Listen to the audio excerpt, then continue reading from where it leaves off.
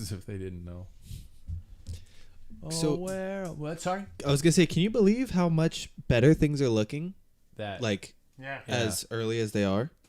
It's pink. looks like a cigar burn on that. Yeah. That last one. How do you know what that looks like? I don't know, and you can't prove anything. Jesus. I have a story about that, but it was a cigar. But I've got a scar on my neck from it. I'm not going to say it now. I'll save it for a ride. There we go. Oh my God! Man. Or the therapist's office. No, yeah, I think I'm past that point. I'm too old. It's like, we can't help you. Well, Yeah.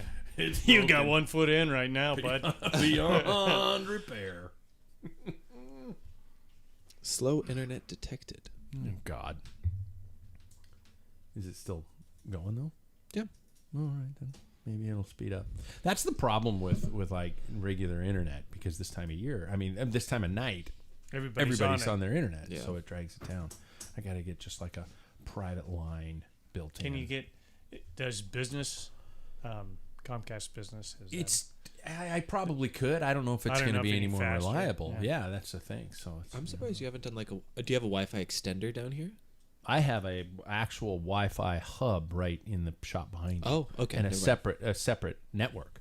Oh. Yeah. for this? Yeah. Oh, interesting. Yeah. Okay. I have Oh, a separate hub what and network speed? that are running Do you off know? of here. Have you tested it out? I can't remember what it was. I tested it a while ago. Yeah. Is that what this is connected to? It should be running off of that. Yeah. Okay. The one I named Virus. Oh, that's a Oh, different keep one. people away. Yeah. That's a good idea. Even though it's password protected. Well, it's 6:05. Fuck him. Yeah. I just got confirmation that it's working. Oh. The stream. Oh, somebody. Oh, Good. okay. Yeah. Oh, people listen? Well, somebody that you know that we all know very well is Yeah. sitting at home watching right now. Wow. So they know. Oh, here he comes. Oh my God! It's about time. 6:05. 6:05. No, Was that the time never. we agreed on? It's never been 6:05. When was it? Smart ass. I got stuck with an extra patient because Jeff's wife got like. We're live. Oh. Just to let you know. Yeah, so don't say the name. Yeah. Was out for surgery. Oh, okay. I Oh. was like, yeah, I'll fill in for you, Jeff. Kimber was. Because ACL. Nah. Oh. Yeah. Not like frontal lobotomy or Yeah. anything like that. No. You know, We the don't want information that. you don't want to share. Yeah. They stuck these things up her eyes and they scrambled the brain. You know about that, right? The old chopstick thing that used to do prefrontal lobotomy. They'd actually put them right inside your eyeballs and That's awful. access the frontal lobe Yeah. and just mess it up just enough to make sure you were always nice to your stepmom for the rest When of the your flew days. over the cuckoo's nest. Yeah, yeah. Okay. Yeah. Yeah. Before we begin, I can't believe that's how I'm going to start. That is huge. That's what she said. That's gigantic. I'm here. It's that time. Sponsor mentions Giro Sport, people. That's right. The OGs of modern helmet design, leading the way in helmet, shoes, and accessories to make you go fast, stay safe, and ride in style and comfort. Use that link at packfiller.com today. Reynolds Wheels, everybody. Solid, fast, gorgeous, and one of the best warranty programs out there. We believe in these wheels, and you should too. Head over to mojocyclery.com, our local dealer here, or do the right thing and visit them in the Spokane Valley at 1405 North Argonne. Huel stands for human fuel, and that it is. Among their amazing selection of real fuel, I'm currently still enjoying the Black Edition Shake. I actually purchased more myself, paying money. It is not, they're not giving me free shit. I paid for it. It's super convenient, super tasty. I have chocolate, and now I'm going to try the vanilla. Add a little fresh fruit in there. It tastes great. Get you going in the morning. It's my go-to morning fuel. It equates to about $2.50 a meal. They also have hot meals, too. I'm not going to lie. I had the curry today for lunch because I was too lazy to make myself a lunch today. I wish I would have packed some of those this weekend. Yo, I think it's going to be a great bikepacking fuel option. And for people that don't eat meat. That's true. Yeah, it That was is. a problem. Oh, we'll get to that. Be sure to get to Packfiller and use the link today and not only support the show, but great tasting, affordable meals. Trust me, Huel.com/Packfiller. There we go. Sponsor's done. Is that loud? It's a little hot. Oh, that was good. That was good. It's a little loud, but you know what? When I listen back to the show, sometimes the theme is really quiet. It's hotter in their ears right now. Is In it? Kansas. Yeah, this seems pretty hot. It is a little loud. This is you. Yeah. I think it's because I did a show with the Cycling Legends guys, and it was all a little quiet there. So. Yeah, I finally did a show with them. Oh, good. Yeah. Except 2 of the 4 files were corrupt, so it's not going to get posted. It's like I don't sucks. exist. I swear I'm on that show, but I don't exist. 3 weeks to the Tour de France, everybody. I'm not sure that makes me excited or sad. You see, because when the tour is over, I always get depressed, like the summer is coming to an end. Am I the only one? What it is coming to an end. Yeah. It's like, Yeah. but it's still July. Yeah. But I always just like watching the final credits, and they do the kind of that huge roll of all the recap of the whole thing, montage, Yeah. and I get bummed. On that happy note, welcome to Life on Two Wheels. Welcome to the Packfiller Cycling Podcast. I'm Pat Bulger, and we are, as usual, live in the Rim Break Bar.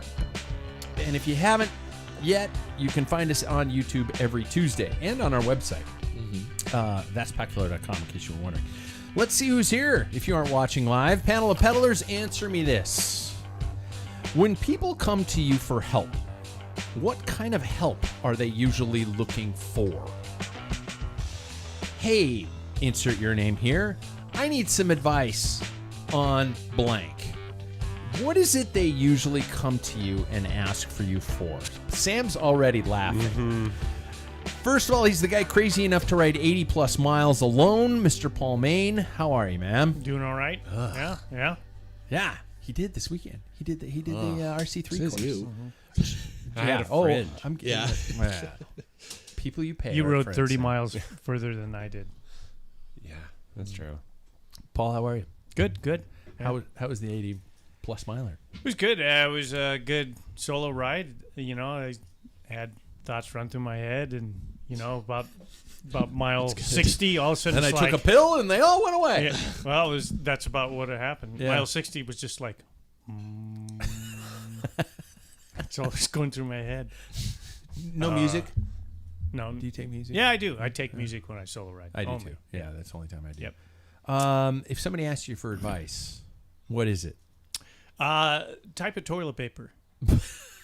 Because all my conversations start with, I have poo stories left and right, and I don't like German toilet paper. When I go over to Germany, it's like those toilet hats, toilet hats. With that crinkly Toilet hats? the gaskets that you. You put on That's there. like their toilet paper. Yeah. Really? Oh yeah, Europeans are like, dude, bidet. yeah. Bidets are the They way to don't. go. Don't get me started on I've been in a bidets. bidet in Germany. Oh, really? Oh. No, not in the hotels or. Oh. 2 bathrooms in this house, both have bidets. One bathroom in my house has a bidet. It's good. Good call. Yeah, it is. Especially since the whole COVID, where everybody's like going, "World's coming to an end. We need toilet paper." Yep. It's like, fucking why? Anyway, they ask you for toilet paper advice. Usually when I'm pretty in depth about my poos. This happens. This happens regularly. No, people don't ask regularly any advice from me. They took a look and, hey, you, no, like directions. No, this guy doesn't know where he's going. I never get that. I mean, it's like the only thing people ask is like, you talk about poo a lot. What's your favorite? And I go for the big mega roll. Yeah. Because I have my old Clonago fork that I turned into a toilet paper dispenser. That's and it's kinda on a cool. quick release. And I was thinking, there's a couple of times I had to make a quick change. Had I had a through axle, I would have been screwed.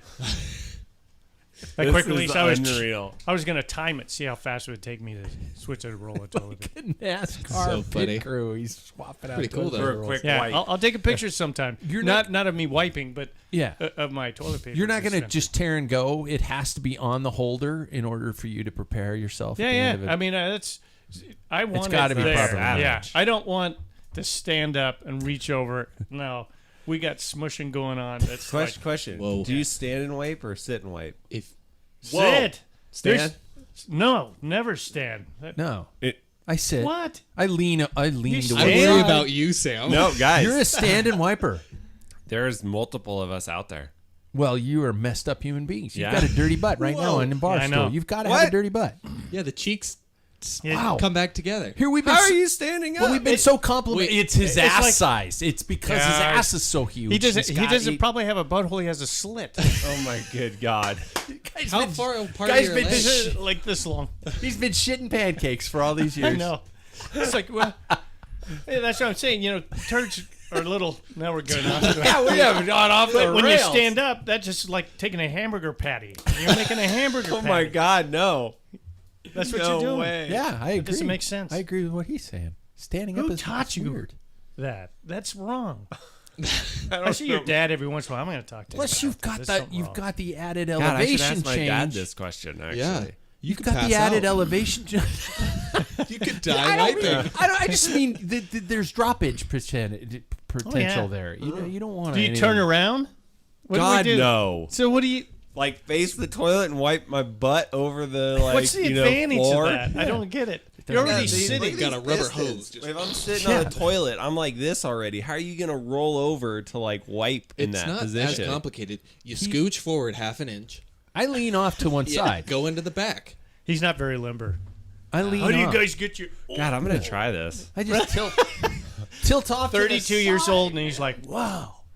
I know You many sit- people that do this. And So no, many I'm wasted trying years. to take a poll here. Wow. Yeah. Okay.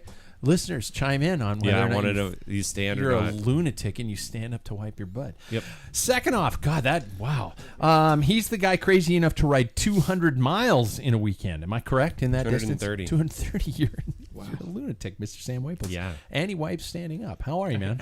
that's bad. I am good. Please. I am recovering. I sound kind of You nasally. sound a little, yeah. That's very much allergies. That like I am allergic to everything under the sun. And when we got on long bike rides, usually I pay for it, but like I didn't take that into account. I probably should have like pre-medicated or taken like Flonase on this. Wow. Because You like do being on sound gravel, nasally. oh yeah, being on gravel roads and stuff, and then all the flowers out in the fields, it's crazy. Yeah, so I was just like, I got home and I was like, wow, I can like barely breathe. And then Wow. yesterday got better, and today's even better than that. Wow. But yeah, it was brutal. We're gonna get to the ride. I do want to talk Yeah. at length a bit. But what do people ask you for advice? What made you smile? That wry, what made me knowing smile is that like I'm thinking back on my wife saying the other day, because she, I don't know, signed me up for something, and she's like, well, you gotta stop being so good at so many things. And I'm like, Oh my god. no, that sounds cocky. Hear me out. No, it sounds like your marriage is all sunshine, rainbows. Well, it and is. freaking unicorns. Have you met my wife? She's an angel. Except for that she signs me up for things all the time, and I never have free time. Okay. Because she's like, oh yeah, I cut, her grandpa's hair. And Really? I, do like various different, I did drywall stuff for my sister, do electrical stuff for her sometimes. It's like, just all these like random. It's okay Things. to say no, man. It's okay to say no. I feel useless. Yeah. Yeah, but it's just like, I want to help. So what's right? the most most important is thing? being in my profession. Like Yeah. you never mention that you're, PT Yeah. when you're at a party. Oh yeah. I have this thing Yeah. from back in the day, and it's usually like a Paul Main story where it's Yeah. like, I got this big boil on my butt. Yeah. No, just kidding. It's not usually, yeah. Yeah. But yeah, it's usually things like that. How can you help with this? I got a And I'm sore like, shoulder. Well, not a try barbecue. standing up to wipe. Yeah, right? You don't That have could to help. reach over. Right yeah. This is going to be the thing all night, and I love It's it. gonna I be a love poopy it. show. Yeah. It's gonna be a poopy show. Third, he's the guy crazy enough to not crazy enough, unlucky enough to keep breaking his freaking equipment, Mr. Jackson Bulger. Now what? No, it's just the been same as it two. was before. Oh, Yeah, yeah. okay. It's all the same. Same Oh as my it ever God. I'm was. like, I can't handle anymore. Yeah. No, we're not changing anything this time. Okay. Let's see. Oh, I'm fine. Good. Yeah, I have one more day left of the school year, so that's good. One full day left. So I have 3. yeah, that sucks. Yeah. Yeah, Oh well. yeah, It's exciting. It is. Yeah, It very is. exciting. Yeah. yeah, 3 best things about being a teacher: June, July, and August. yeah. Go, Jack. That is fun. The thing that people ask me advice for, I guess it just depends on how much I share. If I say that I like to ride my bike, people ask about like what bike shop do I go to. If I tell them that I'm not the biggest drinker, but I might have fun. You like other occasional places. confectionery treats. That's the best way to put it. Yeah. People ask advice there. Oh, Yeah. wow. Yummy. Yeah. Yeah. No gummy. Gumi. Goomy. Yeah. People will ask advice there. I just like I said, it just depends on how much I share. Yeah. I ask advice about video game stuff. Really? Yeah. Oh, okay. So you I guys know a are lot kinda about across the board, electronics. except for Paul. Yeah, no one Very asked me specifically anything. poop. No Poopy one. Paul. Yeah. Yep. Yeah. No one asked anything. Really? That's Not amazing electrical? for electrical. Yeah, they as soon as they start talking, they're just like, you know what? I got a friend that does that. Never Really? mind. Oh. They walk away. Yeah. Me, I'm the guy crazy enough to build a podcast studio. I'm Pat Bulger, and if people are looking for help from me, it is always something to do with audio. It is all that kind of stuff because of this stuff comes up because of, hey, how do where do you plug this in and what does this do and why is this broken and can you fix my home stereo? And I get people who've asked me, not anymore because I don't talk to anybody. They ask me like to help install their home stereo and stuff like that and run speaker wire and stuff like that. And I know that electrically I'm okay running speaker wire because it does. Low voltage. There's not going to be any code issues, so I can run electrical that kind of stuff everywhere. But it's a lot of that kind of stuff. And yeah, I don't get a lot of cycling questions anymore. That's I do surprising. get where should I buy a bike? Where should I buy a bike? That's what I get. Yeah. And I say anywhere.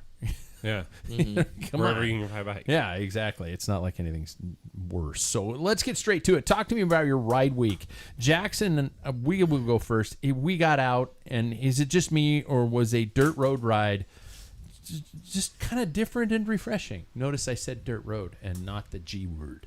Yeah, it was what I needed for sure. It's the first ride that I'd done in 2 weeks. Yeah, and that was the only thing I did. But it was really good. Just not racing, just out there riding to see if I can still actually ride. And I was happily surprised with how little I'd lost. So, yeah, That was my last ride. I haven't ridden since, me too. which just kind of sucked. I wanted to ride on Monday, but I did an interview yesterday, and then here we are. Yeah, I'm hoping to ride tomorrow, and then obviously Thursday. But I'm having an angiogram tomorrow, which is they inject dye into me. Yep. Which is a bad word. Go to the When you're dump on a afterwards. table- DYE. Will if I Go to the take some garbage out there. That's great. They flag you down. Nukes. They will. What are you talking about? Because the dye is usually nuclear. What? Isn't it? It's starts with a B. Bad? David, where are you? No. biohazardous. Yeah. It's biohazardous. The dye they're putting into my body. It's very minimal, but the detectors, because my dad had that with a bad heart, and he goes the next day, he's driving with his truck, and they said, we're detecting some radioactivity. And it was him. Yeah, and I've heard that several times. And same with, it's the same about radioactivity that's in all your smoke detectors have. so many questions. First of all, is We number got to one- wait for David to. Number one, radioactivity. Number two, the dump can detect radioactivity. I Yeah, thought that's they're what just they're like looking going, for illegal dumping. is it clean green or is it household garbage? No, they You're do. like- They check for that. Wow. Yep. Another question. Can I take a refrigerator to the dump? It's going to cost you an arm and a leg. Is it? I 'Cause think, of I weight? think you can. There's just a metal section in the. If you go to the waste of energy. Okay. Yeah. Waste of energy. I was just wondering but anyway, that procedure's happening tomorrow, and I guess it's a long procedure. And they told me I can't drive for 12 hours after it, so it's like, oh shit, so much for a ride tomorrow. But there's a Thursday night race too this week, so I will be maybe radioactive at the start line. That's hilarious. Yeah, Paul, what? You rode both days this week. Yeah. Yep. 80 plus. Was that just, had you done something wrong and you needed to self-flagellate and beat yourself to No. death of some sort? Well, or- at less than about a month away Yeah. is RC3, and it's also our Masters district championship. So it's time to hit that course. And I mean, the wind changes even on a solo ride. It's Yeah. a different ride, even if it's the same course. So, why not? The only way to get out there. Well, I guess I could drive. I was That's going to stupid. say that. That's dumb. That's it. That's what mountain bike people do and gravel people do. let's drive our vehicle, burn some fossil fuels, and ride our bikes. So no. So anyway, I went out, did one lap, came back. I was pretty tired. Because I try to keep it. Hey, you boys, best. It's true. He's such an old curmudgeon, isn't he? Yeah, so anyway, How you feeling, fitness-wise? I've got a ways to go. I need speed. Yeah. I need, hopefully I can get out Thursday. Just, pick Hold up some on. speed. Yeah. Hang on. That's what I'm and gonna do. and then Sunday was pretty good. Long time cycling guy that we were never teammates, but he reached out to me on Strava and said, "I'm in town." He lives in Bellingham, some hole in the wall place. Just crap. You watch your mouth. But anyway, that's where he lives, and he doesn't get into town much. He grew up here in Spokane, and so I said, "Well, I'll meet you at Benedito's at the end of my ride at 1:00." And there he was, and we had a great talk. Cool. Sean. Yeah. And he in '93 just did Treetop Classic, probably the last year they did it, and he just said, "I'm done," and he packed it up, and he said to me on Sunday, "That was probably the dumbest thing I ever did." Really? Mm-hmm. He said, I missed it. I was just burned out. I didn't know what it was. So I was just like, I can't do it anymore. So he goes, but every day, not every day, but he says, I think about it often and stuff. So Wow. he listens to the show, kind of probably wax sentimental, and he reaches out to Borky every once in a while, he said. So yeah, we just told stories, old time and new time stuff, and caught up. He can't ride anymore. He does. In fact, he had a heart attack riding. So I think right after COVID, he'd been vaccinated and everything. He doesn't think that was the thing, but he was riding his road bike, and all of a sudden he's like, jeez. And it was humid, 90-degree unusual day in that hell of a hole of the city. And Asterisk. Sam really likes Bellingham. Yes, he does. So in footnote. he said he's climbing. He's like, God, his back started hurting and started getting worse and worse. And called his girlfriend at the time, now his wife, says, you got to come get me. And, so it was locked down pretty much.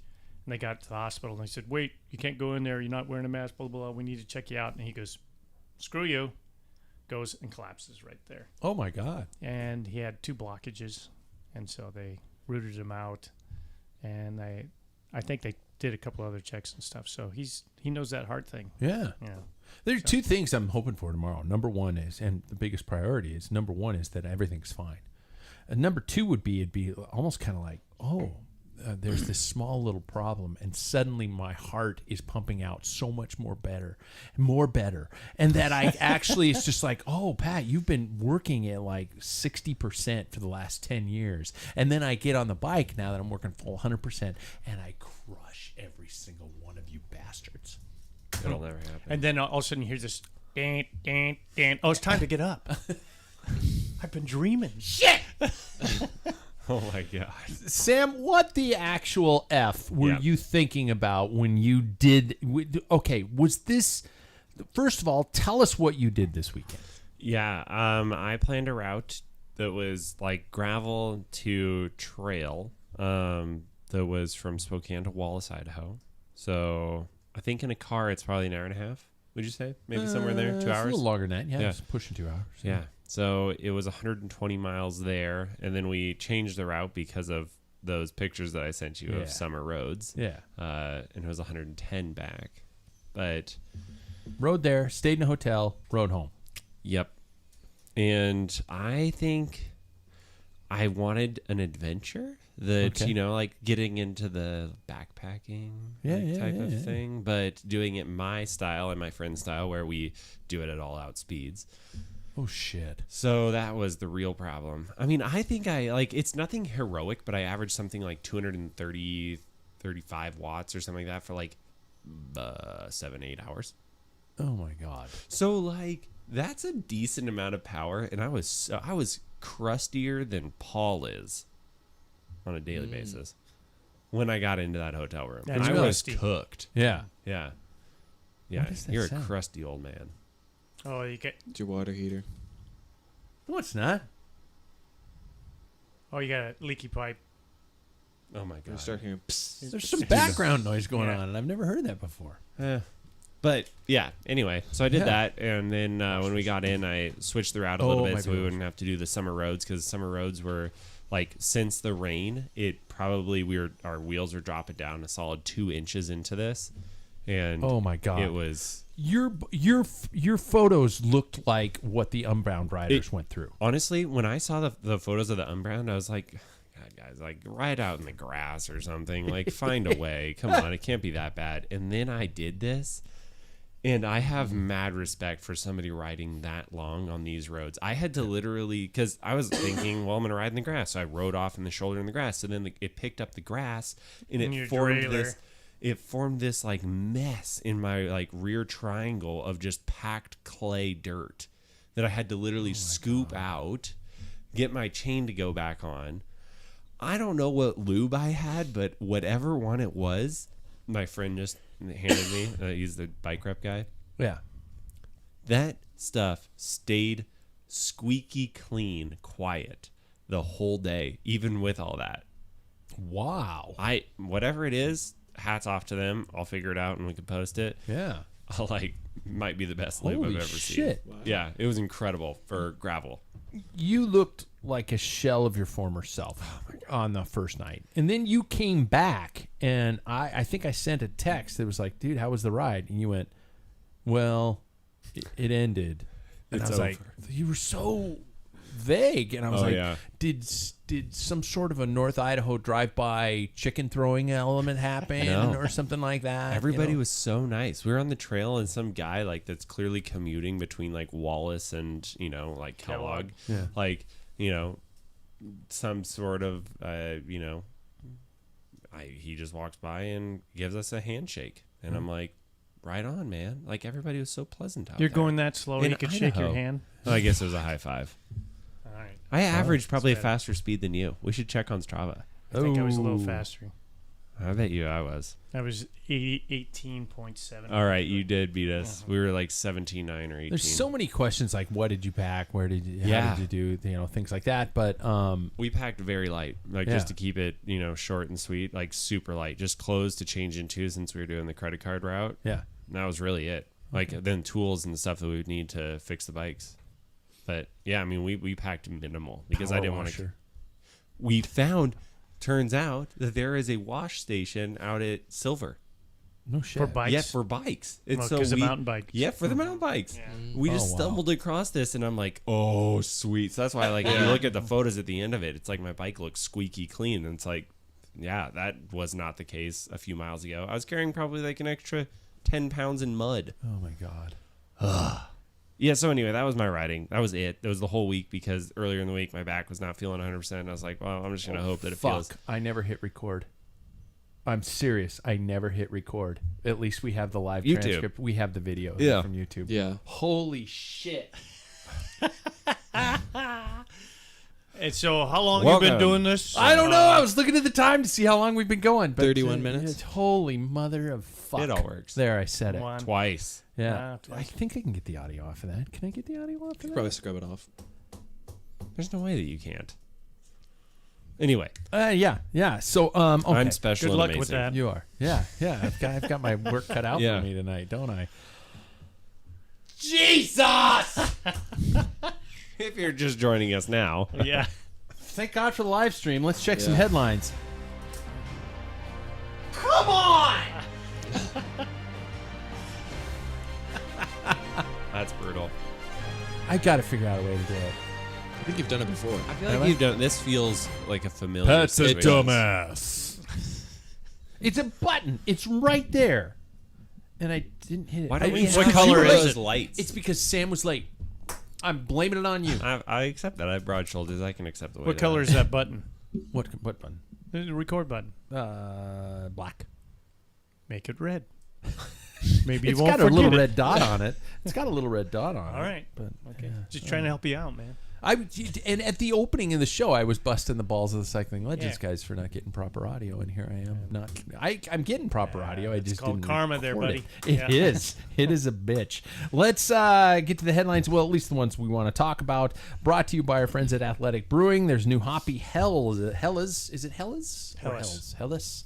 Out there that is absolutely delicious. Use the code PBulger20 to grab a discount if you want at athleticbrewing.com. Let's start with the release of the recent Tour de France Unchained.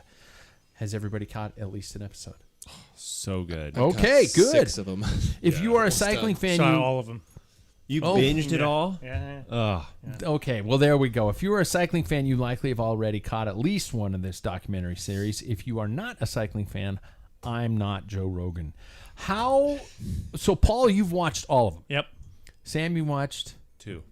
Jackson? 6. I've watched 3. So we're all at least past Thibaut Pinot. Yep. Yeah. That's just funny.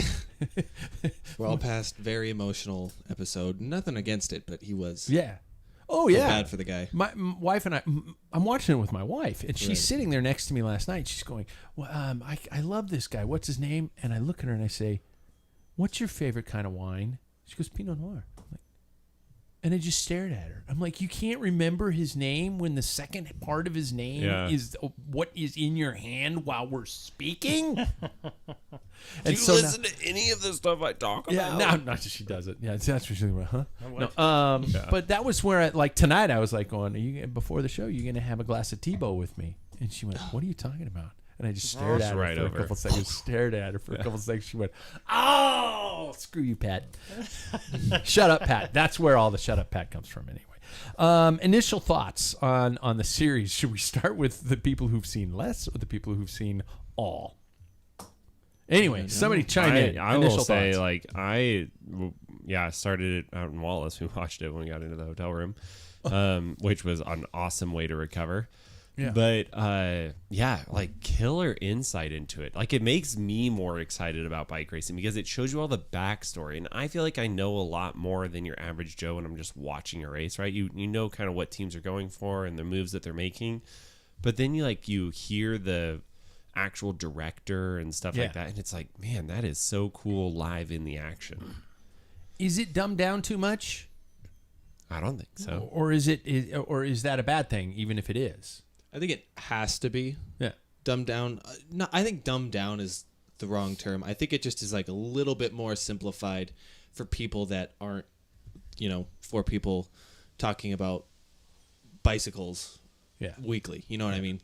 But I think it's done really well so far. The only one thing that has bothered me is there's like a commentator that comes over everything and is like, oh, Pinot has been dropped. Yeah, yeah. And it's only focusing on that one rider. For me, who's somebody who watched that tour, I like every time I hear it, I kind of like cringe a little bit and go like, I know that's not really what is over this. The overdub's a little cheesy. Yeah, yeah. But that's also somebody who watched the tour and knows the specific commentators at that specific moment. So it's like that's the only thing that bothers me. And if that's the only thing that bothers me, that means they're doing a pretty good job. Yeah. So.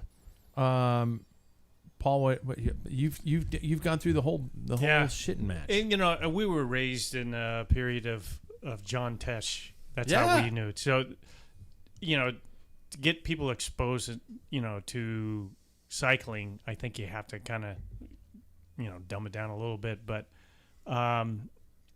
knowing what I do know about cycling, I think some of it was out of context. I started looking like they'd show footage and it's not the stage they're talking about. Yeah. They did a lot of that, but that's okay. I mean, it doesn't have to be accurate. But if you really did probably go backstage, you'd probably be a snorefest.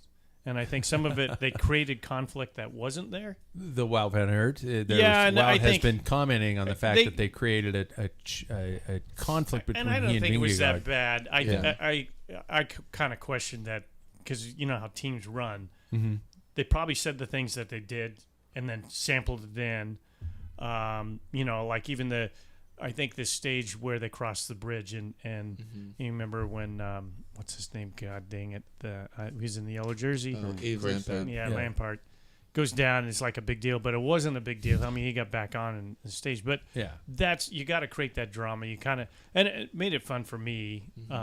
And I heard on Escape Collective they're doing on just these shows, and one of them was that during the stage 5, during the Roubaix stage, they didn't even mention who won, but I don't think that's what this is about. This is cycling's not this one-dimensional. Well, it looks these riders are going down the road, and to the average person, it's nothing. Now they get to kind of peel back the curtain a little bit. Yeah. So I like it. I think it was very good. Actually, the Pinot one was the boringest one. Really? And all I've focused on is what's that filthy goat on his lap on his kit. He's holding this goat with, and it's like, God, he's gonna shit. My wife was like, "Oh, see, I know. I love him even more now." Well, that's fine. I mean, but you wear overalls when you're petting or taking care of. You got your wellies, that type of thing. But I think all in all, it's good. It runs pretty. The formula's pretty close to Drive to Survive. Is it? Because Formula One guys on the same team sometimes don't like each other. Yeah, and that's that conflict. And I think a lot of people, when they watch a miniseries, they want that. And I think that's what they were trying to do with WOW. When I was in film school, that's not meant to sound snooty, but when I was there, we had a very specific assignment in our editing class, and they gave us, all the students were given the same stock footage. It was about stand-up comedians at the time, right? Like following 4 different documentary footage of stand-up comedians, and they asked us to piece together a story. Every single one of us came back with a completely different story. Some of us focused on one comedian, one focused on an upward rise of building success. One of us focused on the times they bombed and the fact that their career was going downwards, and all this kind of stuff. Same footage, 12 different people, 12 different stories. And so what my point of saying this is, in this documentary series, they have to create a story. They have to engage an audience. If they're not, they're just providing a news story recap of the Tour de France, which is fine on its own. But you have to create drama in order to engage an audience, especially an audience that doesn't give a shit about your sport, or might kind of care but isn't that really engaged. And so I'm watching this from a perspective of somebody who's trying to tell a story. And I'm also, excuse me, enjoying it with my wife, who obviously knows plenty about bike racing, but she's engaged in the backstories, and I'm loving the backstories. I'm loving the on-the-bike footage that they're including that we don't get to see in bike races, especially when it's live, unless it's on YouTube afterwards. And a lot of the different inside, behind-the-scenes footage is really enjoyable.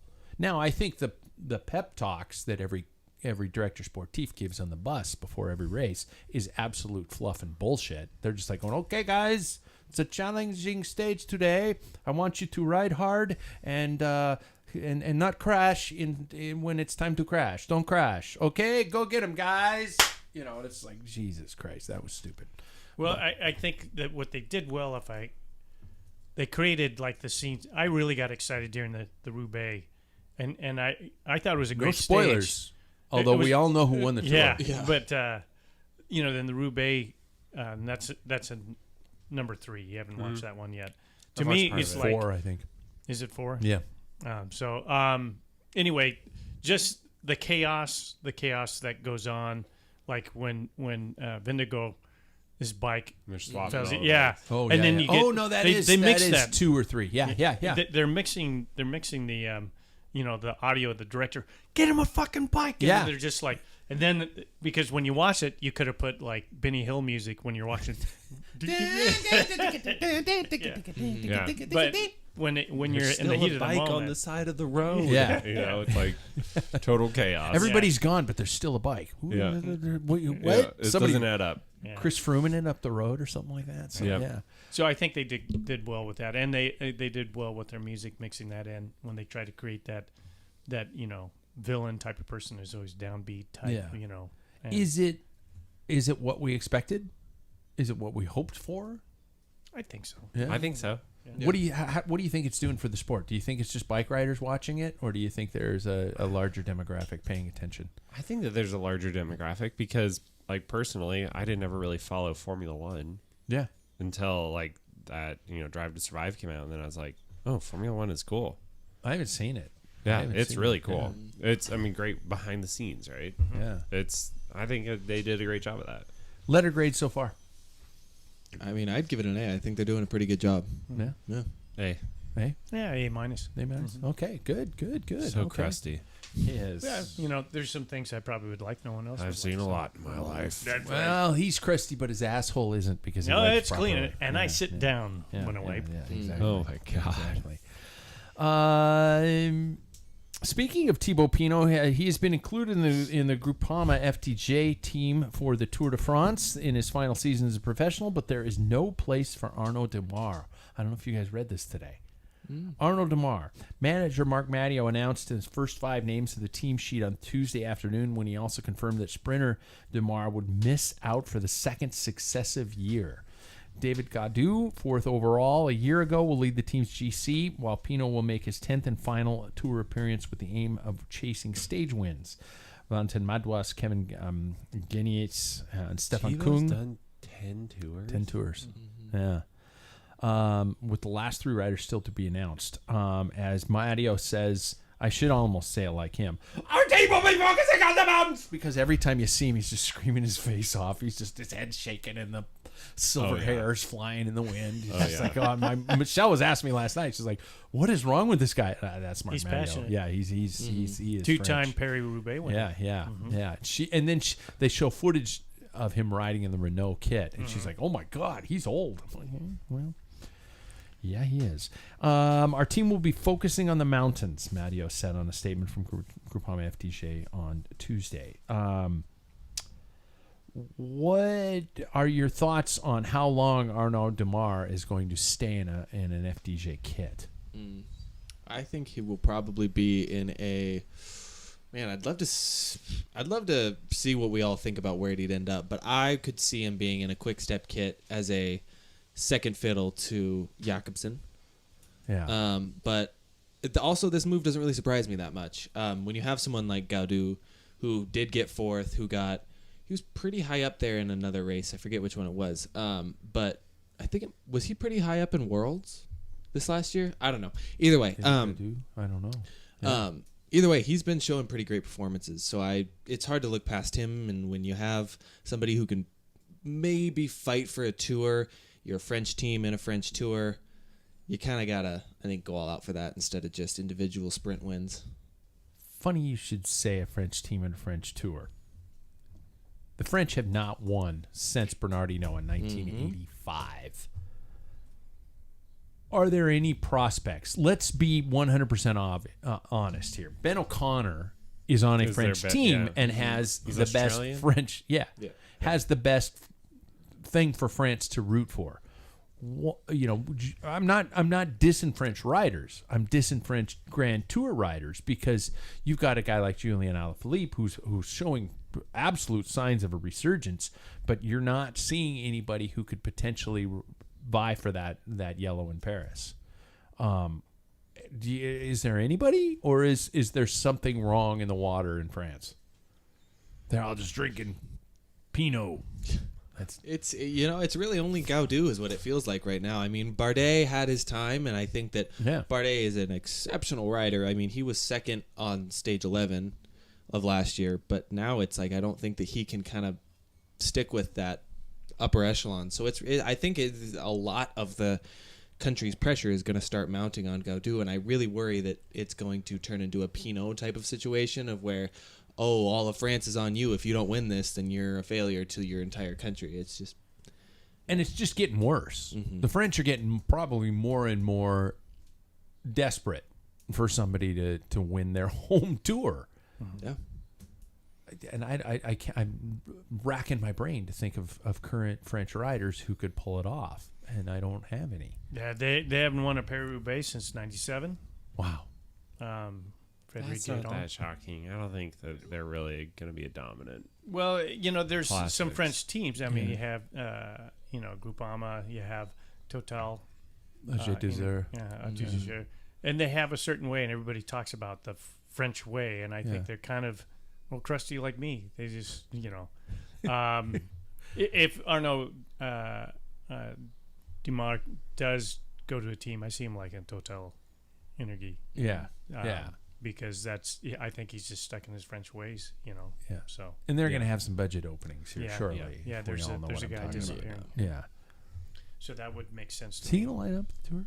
Guaranteed. Sagan? Guaranteed. Yeah. He has to. I think. What else does that team have? Yeah, I don't know. You know. He's riding Tour de Suisse right now. We got 5th in the opening stage, Mm-hmm. and that was good to see Peter Sagan. You know, Yeah. I've been able to watch Tour de Suisse because my place of business suddenly decided to not allow VPNs. Nice. Yeah, That sounds a bummer. yeah. I'm quitting in 3 days Wait, why don't you just do it on your phone?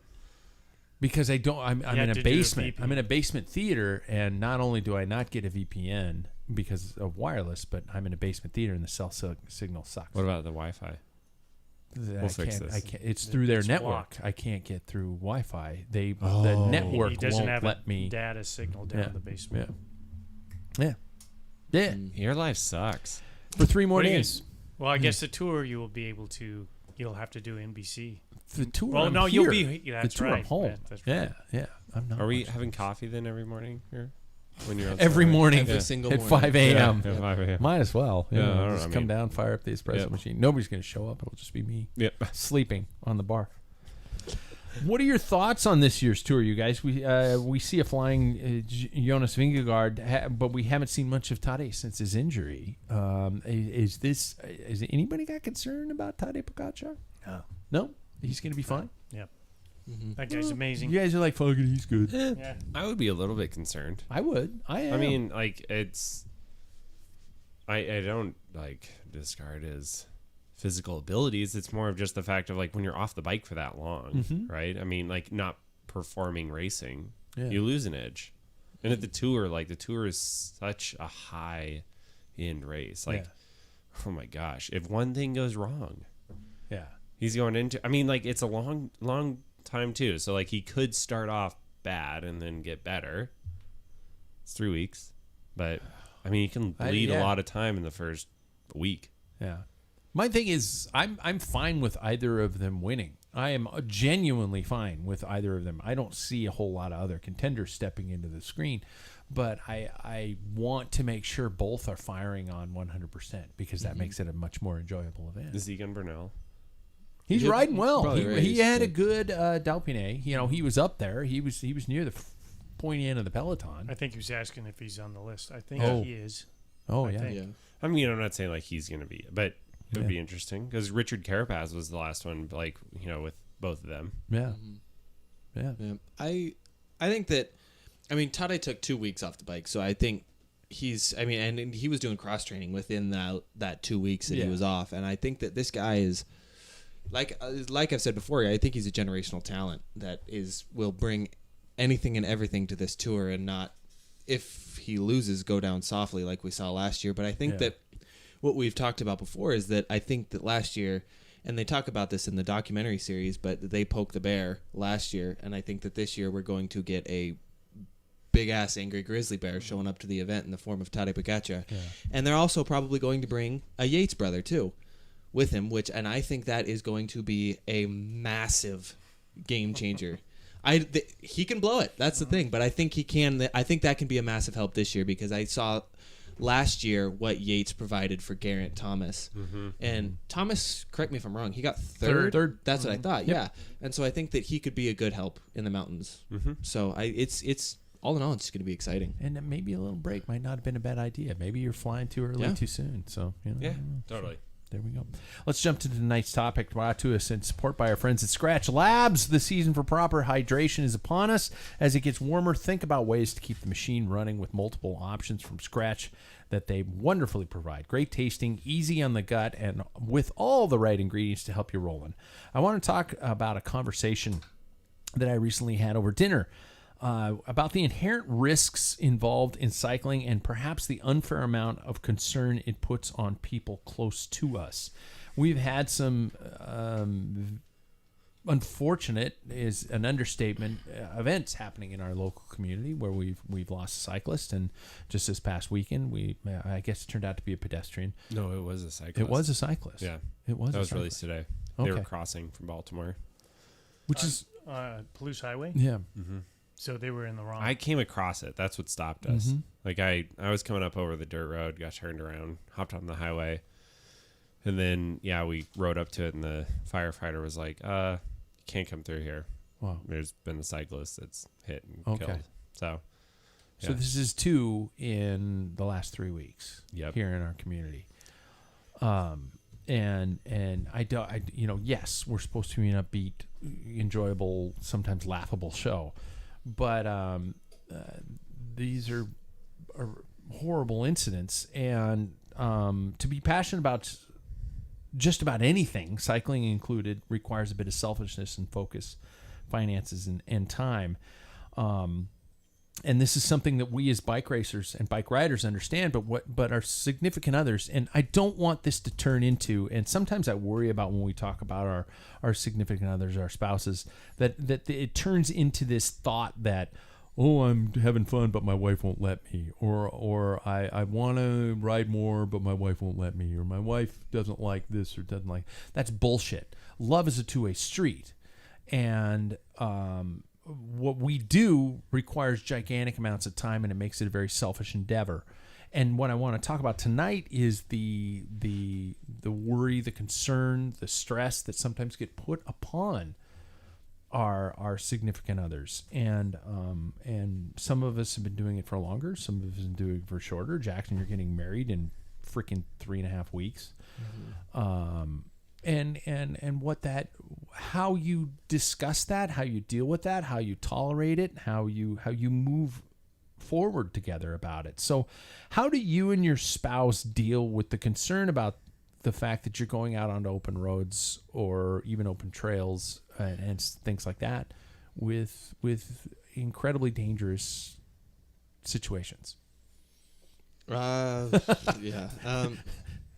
Jackson, of course, the person who's getting married in 3.5 weeks, is taking on this one first. All of you, the rest of you, just kind of backed away from the mic a little bit there. Pat, you might want to not hit the record button. Yeah. I mean, we have our ways. Like, we have each other's phones tracked and everything just to make sure that we know, like, if everybody's safe and everything. I mean, Wahoo sends out a link every time. I have my watch on all the time because if you take a fall, it'll say, do we need to call, or have you had a fall or something like that? And if you don't respond in a specific amount of time, it will send out specific calls or messages to specific individuals. So like my fiance, she's one of the emergency contacts. I think you are one of them. And then it will call like emergency services to all at the same time. So I think having resources like that are really helpful. I've even thought about like a radar, Sam, like you have on the back of your bike. But just having those things, familiar routes, all that type of stuff, it kind of helps you just keep in check. What an advancement that we are here now, though, that we're able to do those types of things. Totally. I specifically remember once being out on a ride. I think I was out near Four Mountains by myself, and I am, well, at least have been in my life, allergic to bee stings. Bee flew down my jersey, stung me in the chest. I didn't have anything to deal with it, and I was like, this is prior to cell phones. And I'm going, I'm probably going to die out here. Yeah. And I just kept riding, and the adrenaline and everything helped. And obviously, and I was fine after all, everything was good. I could have stopped at a house or something like that, but now that we're able to send these dot watching types of signals to a significant other, Paul, Sam, how do you guys deal? Especially Sam, because your wife is also a cyclist. Yeah, that was real. Like the last fall when they had the car bike accident with my brother and wife. Absolutely. That definitely scared her. But I think like I have enough. It's like the technology too, right? I also have one of those helmet detectors that detects a crash and impact with my head. Wow. So that'll send out a signal to both my wife and mom. Because my wife is like, and love her to death. You're okay? Second question, bike okay? And I'm like, yeah. And like she's concerned about that equally. But yeah, I have it going out to both of them because usually when I get up from the ground, the first thing I'm like, bike okay? Yeah. Okay. Is there any brain bleeding? No, I'm good. Okay, fine. I mean, when win-win. Yeah, my last big crash in Maui was like I checked out the bike and then I realized, oh, my arm's ripped open. Yeah. But yeah, I mean, this last weekend, for instance, my mom is more of the worry ward. Like my wife is very, chill about it because we have those conversations. She knows that I'm very safe. Like she rides with me enough so she sees it, whereas my mom doesn't see that. So she just hears these stories and is like, that's really concerning. So like, okay. Yeah, right. I think that because Mackenzie has more, like insight into it, it's not as worrisome for her. She knows how I respond on the road and how responsible I am on the road. So it's like, yeah, I mean, she trusts me out there and things can happen, but things can happen anywhere. Whereas like my mom is, I called her when I needed to pick up this last weekend because we had gotten blocked in 2 ways. And they're like, yeah, you need to backtrack, go down, Valley Chapel, come back up Hangman. And I'm like, I'm done. I've seen this. This was icing on the cake. I'm on 110 miles. And I just called my mom. My wife's like, good decision. Because I knew if I called her, she'd be like, you can get home. Love her. Thanks, my mom's like, Pookie. I'll be there in 10 minutes. Yeah. I'll bring cake. Yeah. She brought food. Did you really? Yeah. She's the best. God. I know. Let's keep her. Paul, you've been at it as long as I have. Yeah, and after you posted that, we were down at Brick West when the thunderstorm hit here. Yeah. And everything. But I started asking her some questions because I saw from the beginning when we first started dating, and I never even trained with a helmet. I never rode with a helmet unless it was races up till we started dating, and that was in '94. So, I mean, I didn't think anything of it. So she's like, hey, listen, now that we're involved, we have 2 kids that need to be taken. I don't need to take care of a vegetable. Fair enough. So I've been, but I think her focus was so much back then on the kids themselves. There wasn't much of time to worry about me on rides. Nowadays, there's certainly quite a bit of concern when I go out on the road. She needs to know what direction I'm going, that type of thing. And I asked her if it's because in this time period she became a nurse, is what she saw, and she goes, actually, cyclists and auto cyclists are not very common. She doesn't see, but it could be her time slot stuff wherever she's worked. She's worked all the shifts and stuff. She goes, auto peds, pedestrians are huge. That definitely outnumbers, but they're lower impact. But if there's an auto and cyclist, it's not good on the road. Yeah. She goes, I see way more mountain. I'd be more concerned about mountain bike. I see a lot of mountain bike people pulling branches out of the kneecaps and punctured lungs. Oh, yeah. Terry Prime, it was a rare one, but he destroyed his hip. I mean, it shattered it. Yeah. So those things, she goes, I'd be a little bit more perturbed because that's crippling at your age. But she goes, yeah, I think my focus now is because kids got their own lives. I have nobody. It's just you. So she is a little bit more concerned. Are we lying when we say everything's going to be okay? When we look at somebody and say, I'm going to be fine out there on the road. Sam, you were talking Hopefully about. not. Sam, you were talking about, that she trusts that you know what you're doing. Mm-hmm. There are a lot of people out on the roads that either don't know what they're doing or don't care. Mm-hmm. Your brother's case very specifically. We have, for some reason, a lot. I don't think it's a lot. I think we're getting a lot of situations where it's being presented to us. We're finding out information. We have so much more information in our society. We're hearing about assholes rolling coal and backing and stopping their car and a field of riders hitting them. We're hearing about situations all over the world where cycling versus cars incidents are happening. I don't think the percentage of those events have gone up that drastically.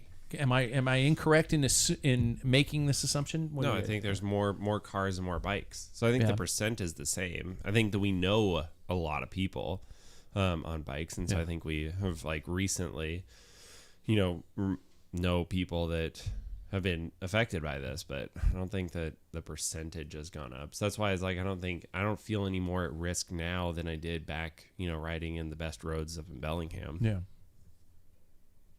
It was just crap town, though, isn't it? It is terrible. It's terrible, too. Yeah, it's no sunlight. Yeah. My It's God. like Man. overcast. Well, that's what Sean said. Overpriced. Sitting on the deck, and he's like, I haven't seen this much sun in This probably about guy's 2 missing years. out. He is He not loves it. taking advantage of. He loves it over there. He'd never move back. Yeah. Okay. Mm-hmm. How do you calm a worried loved one? And I'm not saying, again, please don't think that there's this frail, terrified person going, please come back to me safe. I mean, this isn't, fucking Gone with the Wind or anything like that.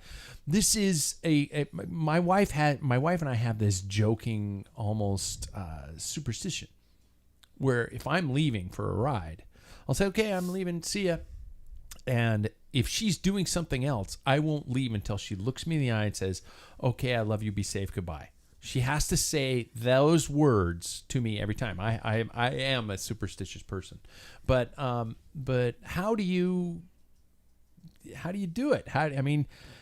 Does your loved one have to just kind of learn to trust in the system, or is there a magic word you can say, or is there an app, or do I just have to ride Zwift? My answer is there's not really anything that you can do, because I think all four of us here would love to have a very special magical remedy that could kind of take away all sorts of anxiety from it, but I don't think there really is anything. Yeah. From personal experience, I've ridden in Portland, which is, I would say, a pretty metropolitan city. And from that, you kind of gain experience, you gain instinct and all that type of stuff. You get pretty comfortable. And I'm pretty comfortable with cars. The one incident that happened with me was low speed. It was definitely not something that is really worth worrying about that heavily. But just being aware, I think that as cyclists, we also kind of have this sense that we all talk about that is indescribable, of we kind of know when and where things are going to happen. Also, just like reassuring that you are as safe as you possibly can be out there. You're never going to take a risk just to take a left. I think just words of affirmation, to quote a love language, that's kind of what can help. But there's no rhyme or remedy to any sort of helping you feel better, and I wish there was. If nobody has anything to top that, I do not. Yeah, Paul. My wife now, commuting is just as bad as me going for a long ride. I have to text when I get to my car or wherever my destination, and let her know when I'm heading back. Yeah, and that eases her mind. So, that's how she's able to cope with it. And she's always said, I don't worry about your skill. You've done this too long, in my opinion. But nevertheless, too long. Yeah. Never. But she said it's other people I don't trust. Yeah. So, okay. So we talked about open roads. We've talked about mountain bike trails. We talked about, Jackson mentioned this sixth sense that we have, where we understand that drivers are going to do something before they do. Jackson, did you have a sixth sense that some guy was going to ride his front brake into a rear derailleur of another guy and suddenly careen across the road and send you into the ditch at a closed course in a race, which is probably your worst crash this year? No, that shit was crazy. But what I will say is that, my point is, sorry to interrupt. No, my good. point is that crashes are going to happen. Yeah. Mm-hmm. We know that crashes are going to happen. You hit your head hard. That's scary shit, especially for somebody who loves you. Yeah. We're going to crash. Mm-hmm. Everybody in this room is going to crash. Probably everybody listening to this show, if you straddle a top tube, you're going to crash. It is a matter of time and odds. How do we deal with that? How do we deal with the fact that I can go out and play golf, drink bourbon all day with a bunch of jackass friends with goatees and who are wearing Greg Norman shirts? By the way, I hate golf. You can't tell. But I can do that all day and probably be an asshole and drive home drunk and be fine. I could play golf all my life and never come home with an entire backside shredded like I've been on a bridge in Milwaukee. Mm-hmm. How do you approach that one? I mean, it's part of the sport, but it's such a small percentage of the sport, realistically, that it isn't something that you need to think about all the time. And I think that as time goes on, as you learn the sport a little bit more, crashes lessen even more. Just because you've learned the situations, you know kind of how to react to certain things. I mean, I know P1-2 race is pretty dangerous, all that type of stuff. Yeah. But you become accustomed to that as time goes on. And Remco Evenepoel went off a bridge. Crashes also, I feel like at the higher speeds and everything, like I haven't had as many crashes that were really bad in a 1-2 race as I did in like the 3-4. Mm-hmm. You have not? No, because Really? it's like we're railing a corner so hard that you slide. Yeah. Okay. Right? And that's pretty minimal. It's pretty minimal. You're going to lose a lot of skin, but like you're not going to just break every bone in your body. Whereas like a lot of the other ones are you're like plowing into the back of, a group and shattering arms. I feel like I would say for crashes, like people ask me this question all the time, right? I'm just talking about like. So that's the am I advice worried? they ask you to go back to the question at the top of the show. It's like, oh, you're a cyclist. How often do you shatter arms? Yep. Yeah. No, I mean it's like, aren't you worried about cars and crashing and stuff? And I'm like, honestly, because of my like previous racing and everything, I know how to crash. So, like crashing isn't scary to me. It's like I know my instinct is tuck and roll. We used to have to, when I was at the Olympic Training Center, we had to do tumbling Yep. classes for that. Yep. To try and teach that skill. Yeah, we were taught that stuff too. And it was one of those things like that is so valuable to know how to roll, to tuck your body to protect yourself that like, I mean, I've been in bad crashes and come out okay. Yeah. So I'm not saying that God do not like go out and crash because you want to practice this. Yeah. But like there's probably, like YouTube videos out there that are like how like teaching you in your mind. And I mean, something that my dad always taught me was like thinking what if, so you will not find me in a pack in a situation where I don't have a what if of getting out. Really? Yep. Like I when don't when you even know see if I me think moving that around, way when you anymore. see me moving around the pack, I always have an out. Do you? Yep. I probably do too. I just don't know if I think about it, if I consciously think Yeah. about it anymore. Always just like to think in the back of your mind. I mean, it's everything in life. Like, just what if? What if this car veered in front of me? What if these people all of a sudden like had to slam on the brakes? What if this cyclist crossed wheels and went woof? See, now, I guess my question for the panel would be, because my what ifs, I would say, are, and I know that my fiance's at work, so she won't hear me say this, but I know that my what ifs are probably riskier, are just a little bit riskier, because I do see gaps open up in what if situations, and I know that I can shoot those gaps, but it's not a guarantee every single time. Would you say as age has progressed, your what ifs are a little bit less risky than the ones that I have at 24? Well, and Oh my God, you've just defined aging. Because I The feel aging process. because I feel like at my age right now, I have that instinct of I'm gonna shoot that gap so I can. You're made of rubber Win. still. Yeah. This last crash proved that. And do you see me right now? Yeah. I'm willing to go back and do it again. Like, Right. Yeah. You're made of rubber still. Wait like 8 more Jackson, years. your bike's not made of rubber. It's not, but I have a very, very wonderful friend that is very, very willing to help me. Do I have an aw? Yeah. Yeah. I'll do it for you. May I mention groomsmen as well? Yes. Yes. But you're right. There is. I mean, as you get older and stuff. In fact, that chat earlier I said with Sean, he said that part of it when he tried to race is like these idiots are taking chances that I'm not willing to take. Yeah. And it's not about winning at that point for me. It's having fun, and I know if I'm gambling to shoot a gap, it's not so much me I'm worried about, it's taking other people out, because at 60 years old there's no reason for me to think that I'm going to win these APAC races. It's ridiculous. I think you can, Paul. I don't think so. Game on. But Yeah. Nevertheless, the thing is I'll take out things the are whole a little field. more important. Just dive across the side of the field. Should have done it When once. you go ahead. Like that- I'm willing to do it again. Like that Bahrain victorious guy earlier in the classics. He's just like, "Hey, I can shoot this." Oh shit! Puddle! Wham! And he goes flying across. Yep. That's how you do it. I'll do that for you. That's nice. But the thing is, it's Just like my wife said, when we had this discussion that we were talking about, she goes, I don't see very many. I know there's a lot of bike crashes and stuff that people slide grease out, but road riding, there's a lot of like skin abrasions. Yeah. Broken collarbone, you see them come in. Yeah. That's about it, and broken wrist. Mm-hmm. But she goes, the big ones are more mountain bike because they are really messed up because there's so many immovable objects, trees, branches, and that type of thing. So, and they're doing crazier things. They're jumping, that type of stuff. So, I think though when you get older, you to reiterate, it's like no, I wish I could, but I don't bounce like I used to. Sorry, let me clarify too. When I say shoot risky gaps, it's not necessarily risky as in the form of I could take out the whole field here. Yeah.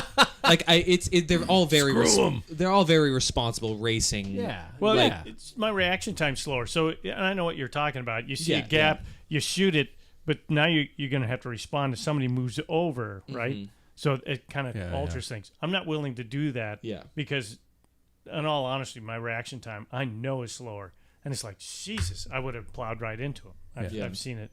So I don't take those chances. Mm-hmm. So, but just wanted to be sure. I have to go to work on Friday. That's the thing. Well, I had to too. But still took that dumbass risk. Yeah. You don't this week. Nope.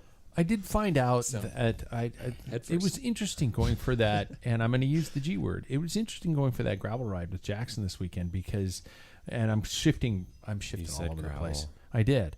Back to road safety. One would think, in terms of dealing with stereotypes, that a person comes along on a gravel ride in a large diesel-fueled vehicle that they're going to flip you off. This is where I live. This is my back road. What the hell are you doing out here? Every single driver waved to us. Yeah, they were slowed down. Now, I'm not saying that always happens because sometimes it happens where they just fly by you and kick up dust into your face, roll coal, and flip you off. But in this case, every single person at least lifted a finger up the steering wheel to do a little bit of a wave, and they got out of the way. One. No, it wasn't. It was. You're exactly right. I don't know why it took me by surprise. Me too. Do we live in a world that we're just expecting the worst out of people? This is why we just shifted this direction. I expect that out of people when I'm on the road. Yeah. I mean, now when I'm out riding gravel roads, it's like, that's what, like, man, I love it. Like, that's why I planned our route to go out gravel roads. Yeah. Because of that. And then the one little bit of time that we were, like, on the highway, we'd have people, like, rolling coal or coming close, and it's like... Yeah. Those are urban cowboys. The real ones. Yeah. You guys are experiencing being raised in a small town. Rural people are friendly. Yeah. I mean, you could knock on the door and say, hey, I just need some, do you have something I can eat? Sure, sit down. We'll do. Yeah. I mean, here's the fridge. Here's some fresh cow's milk, and I've got some beef for you, son. Yeah. I got a pie cooling in the window.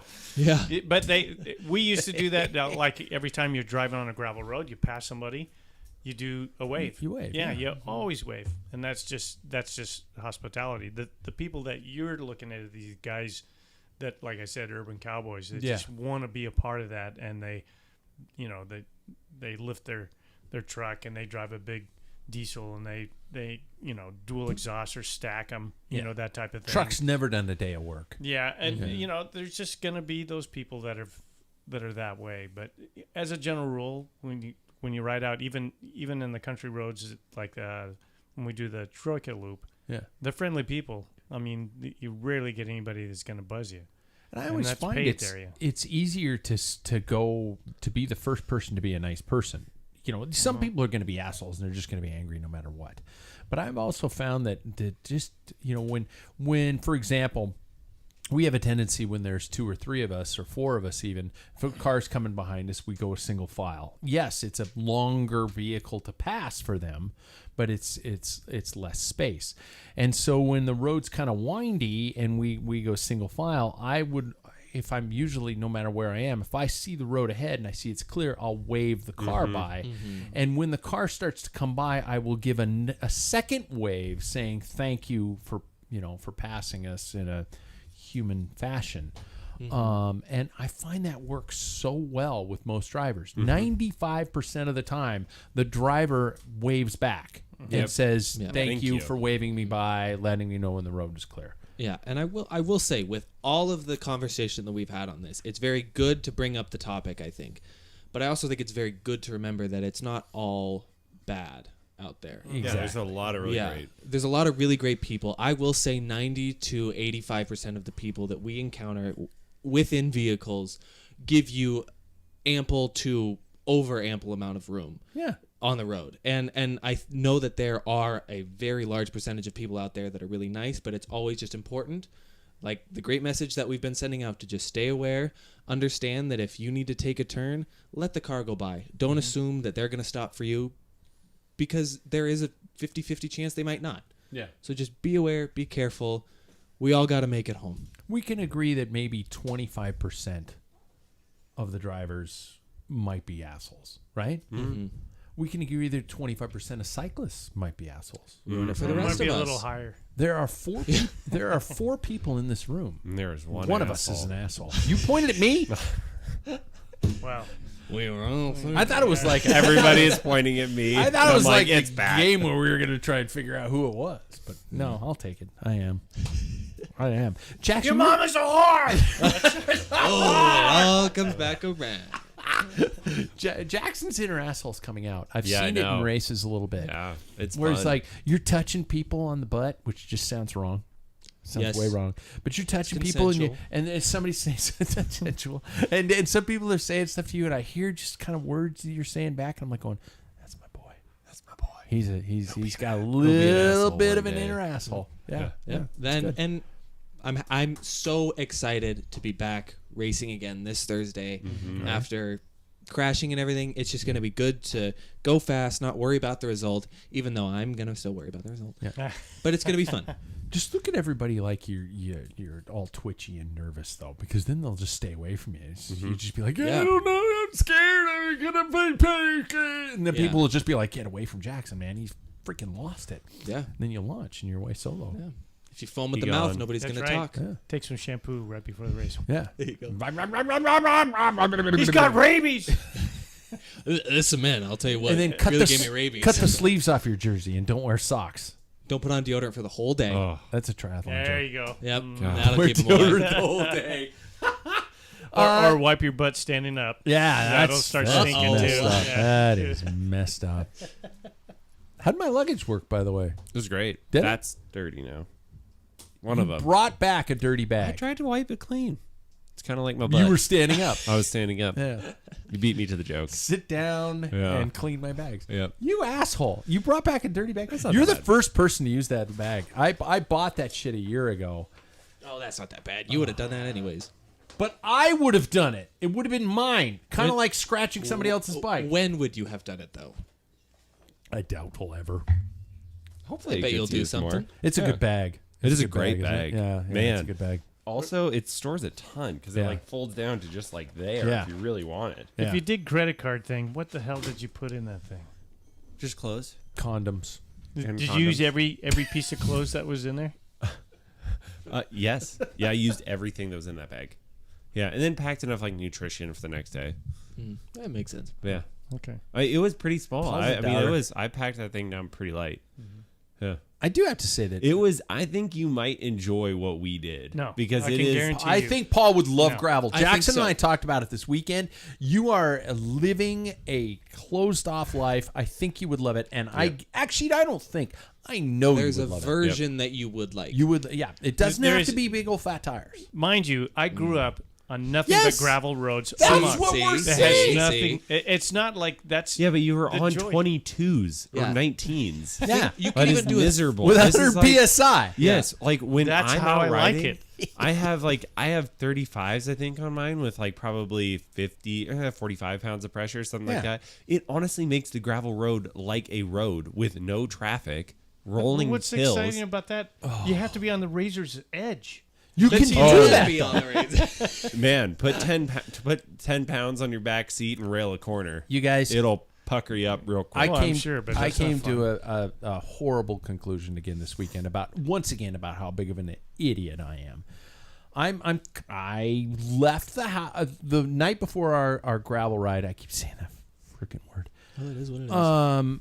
I changed tires and I did all the sealant and all that kind of stuff and everything was good to go. And I didn't realize that overnight it had leaked a little. And I just kind of grabbed my bike and went out the door and my tire pressure was pretty low.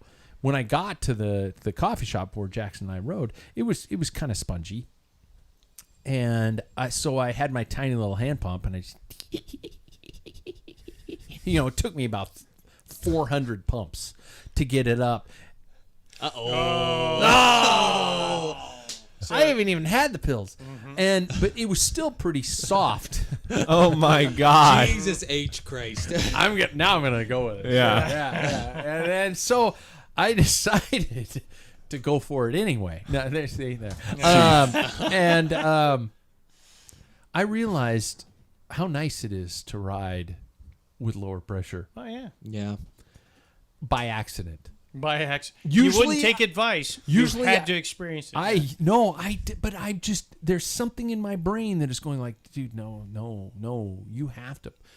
At the very least, you have to put your gravel tires up to at least 60 pounds. 60, 70 What? pounds. Yeah. I've got 30. I've been running In my 60 to 70, fatties. and I think that's too low. And this weekend, I probably went out of the door at 30. And then I probably pumped it back up to 40 to 45. And my shoulders feel wonderful.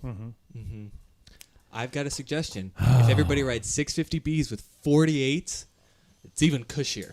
Yeah. That's what my But you're commuter bike slow has. as shit, though. 48s? Yeah. It's slow, though, right? I don't Didn't yeah. feel slow. Felt pretty I good. think for around here, like we have such nice, kitty litter gravel that Yeah. I think we could get away with 35. 25s. We ride 35. 25s. 35. 25s. 48s. Oh my God. We're going to get Paul on it. That would actually be a brilliant video segment. Yeah, we'll do is it. just to have you ride a gravel bike. Balls out, as fast as you can go, and talk about the I'd rather difference. do that on a road bike. But and that's I've done what it I'm many saying. times. We do it side by side. You ride the same course Yeah. on different bikes and see what you can do. Ride it on my bike, which is probably the closest to a mountain bike that you can No, get. we have of him all go of on a us here. full-out gravel bike and his road bike 2 different times and see what the experience is like. And maybe he'll come out of there going, "Wow, that was kind of." I'm not saying it makes that me I want to buy cannot- a handlebar bag. No. Take it easy. Take it easy. Terry Prime proved that the Ellensburg, that Grand Fondo, Yeah. that dirt one, the brutal. fastest times are 28C tires. Everybody's the fastest time, and on a road bike, just disc brakes so they can get that width. I rode that whole thing. Bullshit. Well, he has, you can see The the people Ellensburg? who won in Ellensburg. Yes, his fastest Or the time. Ephrata. Ephrata. Yeah. Ephrata. Maybe it's Ellensburg. Ephrata. Oh, Jesus. So I can't remember which one. It was one Yeah, it's that Ephrata. you did. It's Ephrata. Yeah. Ephrata. Yeah. I've done them both. I've done Yeah, a he lot. says that it's a road bike course. Yeah, it is. So We got a quick tip? Yes. Okay, quick tip with Bike Fit Sam, brought to us by our friends at Ambassador Cycling, ambassadorcycling.com. Get fit to get fit. You can have that catch. I'll take it. Okay. I'll take that. I'll give it to you. Yeah, I would say that in this last week, I had 15 bike fits, and of those 15, probably 4 or 5 of them had their cleats set up slightly different. And they came in with like a different array of issues, right? Because it can present differently. But that's just always where I first check. Like flip their cleats over and look. Do that at home. Like just look and see that your cleats are symmetrical on both sides. Unless you've had a bike fit and they've like purposely put that way. Wow. But like Yeah. that's pretty rare. Like most of the time you should be symmetrical with that. And so And in terms of doing that, is there a method, or is it just flip your shoes sole to sole and make sure they're both pointing in the same direction? Is it an eyeball thing? yeah, or good is it- question. I would say like because a lot of them have markers on it, and so Yeah. that's the easiest case. Okay. Otherwise, like a lot of them have these like slits in the bottom of the shoe for like ventilation, and you can look at those and compare that. Okay. But like best case scenario is just follow the numbers on the bottom. I mean, it can be like so blatantly obvious that you have like one, shoe or one pedal is slightly forward, like the cleat position is 2 millimeters forward. Yeah. And it throws off everything. If you're doing 80 revolutions a minute for an hour, that's huge. This just popped into my head. Your cleats are wrong. No, they might be. They might be. How often? I mean, well, actually, with cleats, and people probably think with the natural float that they're going to be okay having them slightly off, and that's probably not a good idea. No, yeah, unless like my cleats are slightly rotated just differently. 4.5 is the same, but they're slightly rotated differently because my left foot pops out a little bit more. So that is, okay. but that should be on purpose. And biggest thing when you're gonna replace your cleats, draw around them with a Sharpie. Yeah. Because everybody does it. They take it off and they're like, oh shit. Yeah. In your opinion, how often should cyclists change shoes? Because I was thinking, the first thing that popped into my head when you were thinking about what if the numbers wore off? Mm-hmm. How often should you change shoes? I think I usually get like 4 years out of my shoes. Yeah. Damn it. I wait until I have to use duct tape to keep it together. To keep my the shoe gosh. together. Yeah. Yeah, I think like 4 years, and you can replace some arch supports in there in that time. But 4 years is usually like when I start to notice that they like flex a little bit more, or the sides are wearing down a bit, and that's usually when I start It's to replace just a them. structural integrity kind of. The sides usually. I would assume the sole's going to last. The sole will last a long time, but you will notice a little bit more flex in it. Okay. Yeah. All right. Good to know. And I want the new Giro shoes. I just want you an just need 'em. excuse. I want an excuse to How buy old are those yours? things. It's 3. 3 years. Yeah, Probably I think 3 years is when you should replace them. Yeah, it just makes me think about I got to go home and make sure mine are okay. I haven't checked them since I took a. You don't Dye. wipe I them think that off we with a looked and- fucking brand new diaper, like a Magic baby eraser. cloth. So just every night, I would just be like, I would Yeah. put them on a lit shelf in the corner of my room, like those, just like Yeah. and the light comes up from Wow. underneath them. Your shoes are gorgeous. They are gorgeous, and they do have a shelf, but I was concussed, so I think that's an excuse that I can Yeah. use. They're beautiful shoes. Giro. Yeah. Final question of the show, everybody. If any cycling story could be told on film, this is coming off of our experience of the documentary, but a narrative story like the, Davis Finney, action hero, or something like that. If there could be a film story of a cyclist or a cycling event that you would want to see made, what would it be? I will go first just to give you an example. For example, I would like to see the life and times of Major Taylor presented in a film, just a biopic of Major Taylor. I think it'd be a great story because he died quite tragically, kind of broken alone. But what a personality and what a story I think that would be. Anybody got one? Sam? Yeah, the one that pops into my head, everybody's going to give me a hard time with this, but Unbound. And I'm going to say that because, I watched some videos of Unbound this last weekend, and I'm going to forget her name, but she's a Specialized sponsored rider, and she had a Formula One pit stop. It was so cool to see. She rolls in. So you want documentary style in this? I want documentary, Okay, because okay. I want to see what insight are they doing for all the way down to tires are fascinating for the different scenarios, gearing that they're running. Lachlan Morton did a piece on his bike, but I just think that it would be really interesting to see the backside of how an athlete prepares for this. The gear that they choose, how they have their pit stop set up, because it's all of that. Yeah. And the video, I could send it to you guys after this, is just mind bending how fast she rolls in, throws the bike, takes off her shoes, they give her new shoes, give her a new pack, she empties her shirt of these wrappers, Gel wrappers, and then just whoop, whoop, whoop, and just off she goes. Yeah. I mean, it was insane. It was so cool. Like 24 Hours of Le Mans. Yeah. That's what it is. Yeah. Yeah. You guys got a story you'd like to see made into film? I think it would be kind of cool to follow any particular kid in Belgium going through, it would take a series of years, trying to make it into the pros, because it's, Oh, wow. Yeah. from day one. And the tradition is as a junior, you have like a local bar will actually support and raise money so you can race, and that is your bar, and your name, and they have pictures. So they do all this and just have him, his training and what it takes, whether it's successful or not. But when just about Dave and I went in 2018 and saw Flanders, the junior races, I mean, like the young little kids were going up doing part of that race, and I'm thinking, they're racing. This is a course for Flanders. It'd be like playing in the Super Bowl. They're in the stadium that no other sport allows this, and I thought that would be so cool. Just watch some kid for like 5 years. The dreams. The dreams at 14, whether it comes crashing down or not, but because it's so embedded in that culture. Do you remember Hoop Dreams, which was a gigantic success as a documentary film, probably 15, 20 years ago at least. What a great concept that would be, but based upon following 3 or 4 or 5 Belgian, or kids trying European to make it, kids trying to make it through that. That'd be a really good. So we got 2 documentaries. I chose a narrative. I want an actor obviously to play Major Taylor. Jackson, what's your choice? I'd probably pick a documentary as well, but I would really be interested to see like the life of what it was like to live inside of Taylor Phinney's mind. No. That'd be just crazy. But that's the thing, because he's random. He's such an interesting dude. That's why I think it'd be really cool, because he's such a creative mind. Yeah. That was. That's the edibles. Well. Yeah.